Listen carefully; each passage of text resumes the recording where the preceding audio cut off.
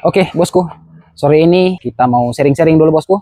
Dan bagi-bagi pengalaman, orang tukar-tukar pikiran. Kebetulan selama orang nyanda update, kemarin pas habis mancing, ya sejarah update karena sesuatu dan lain hal. Jadi kita lanjut, kita mau sharing.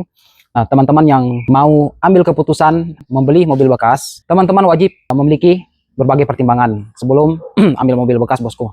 Kenapa kita bilang seperti itu? Ya, karena mobil bekas antara pembeli dan penjual pasti masing-masing punya atau ada resiko di pihak masing-masing, bosku. Nah, jadi selalu kita sampaikan untuk teman-teman yang atau konsumen-konsumennya orang yang mau beli mobil di showroom Celebes, kita khusus di bagian mesin dan transmisi itu orang kasih garansi atau spare waktu. Masanya selama 1 minggu khusus di bagian mesin dengan transmisi. Ketika misalkan ada mogok, mati mendadak, mobil tak kancing, itu boleh langsung sampaikan pada orang, nanti orang yang handle atau tanggulangi, bosku.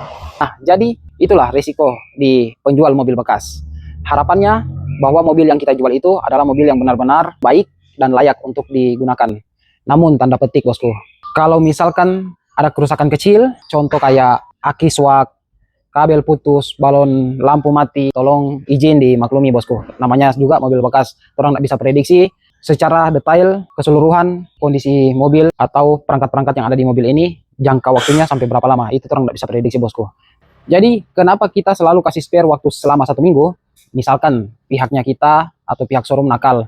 Nah, biasanya kalau mesin kasar atau rusak, supaya terdengar halus sementara, orang campur oli kental supaya terdengar halus mesinnya, dan itu kita rasa tidak akan bertahan lama, bosku. Paling 2-3 hari dipakai, mesinnya akan kembali kasar atau kembali rusak ulang. Nah, itu kenapa kita kasih spare waktu 1 minggu, biar ini auto memang mudah-mudahan bisa normal dalam jangka waktu panjang. Tapi namanya mobil bekas, bosku, ada resiko yang bisa saja dan memungkinkan terjadi.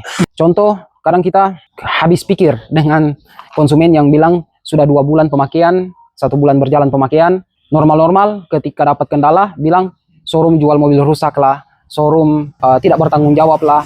Padahal di awal kita orang sudah sampaikan, silakan bawa tim inspeksi sendiri, mobil di test drive aman-aman, tidak ada komplainan. Jadi ada salah satu lah konsumennya kita, pakai perjalanan luar kota, sudah beberapa kali bolak-balik, masanya juga sudah ya lewat sebulan 2 bulan kalau tidak salah, tiba-tiba ada kerusakan, komplain ke kita. Setelah dicek, koil yang perlu diganti atau mungkin busi karena pengapiannya agak kurang bagus, itu disalahkan ke kita. Kadang kita habis akal. Kenapa? Karena ya namanya mobil bekas ada sifatnya maintenance, bosku. Jadi kalau kayak contoh koil kalah 1 biji atau akinya suak atau mungkin businya kalah, ya diganti, bosku. Jangan mengeluh sama showroom. Bukan kita nggak mau tanggulangi, tapi kalau semua keluhan kita tanggulangi, nggak ada showroom yang akan berkembang, bosku.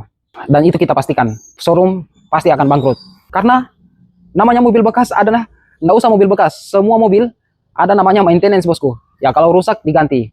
Itu hal-hal yang masih bersifat wajar kerusakannya. Ganti aki, koil kalah, busi kalah, kabel putus, lampu mati, itu sifat-sifatnya wajar. Kecuali kita jual mobil yang 2-3 hari pakai tiba-tiba tak kancing, mogok, ya itu silakan komplain ke kita.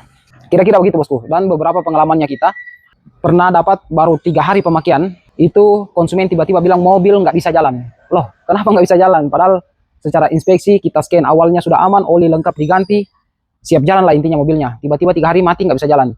Setelah kita turunkan tim, ternyata kampas koplengnya habis, bosku. Kita urutin kenapa sampai kampas kopleng habis. Intinya si pembawa mobil pada saat itu masih anak-anak lah, masih anak-anak kuliahan. Ya, dia orang simpulkan, timnya kita simpulkan karena ada mekanik yang turun di lapangan, kakinya bawa mobil itu di atas kopling. Sudah jalan ke daerah Bitung, mobil sudah jalan jauh lah intinya. Karena kakinya di atas kopling, maka habislah kampas koplingnya. Akhirnya mengakibatkan mobil nggak bisa lagi digas. Nah, jadi apa yang bisa kita bantu di situ? Yang bisa kita bantu adalah jaringan-jaringannya orang.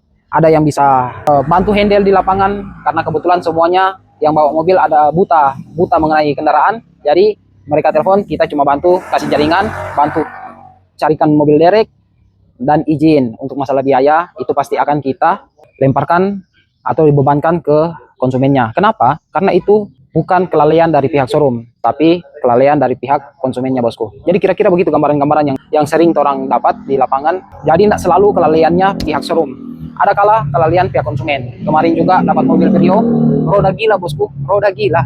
roda gila patah, dan itu kejadiannya atau perbandingan kasusnya 1:100 untuk roda gila patah. Kenapa roda gila bisa patah pada mobil yang transmisinya matic?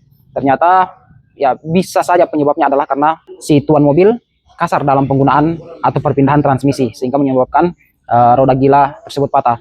Nah, apa yang kita lakukan? Kita bantu bosku, tetap kita bantu. Walaupun sudah 2 bulan, 3 bulan pemakaian yang roda gila itu patah, kita tetap bantu. Namun dalam hal ini kita bantu link-linknya orang atau jaringan-jaringannya orang, minimal konsumen bisa terbantu biar tidak terlalu besar pengeluarannya.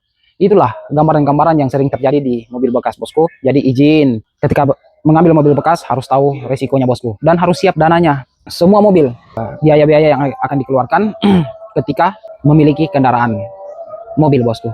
Mungkin sekian sharing sore hari ini ya. Kalau mungkin ada yang berpendapat lain bisa sharing-sharing di kolom komentar, atau mungkin bisa kasih saran sama orang bosku biar orang bisa lebih baik di penjualan mobil bekas. Terima kasih bosku supportnya selama ini. Tetap salam satu aspal bosku. Thank you.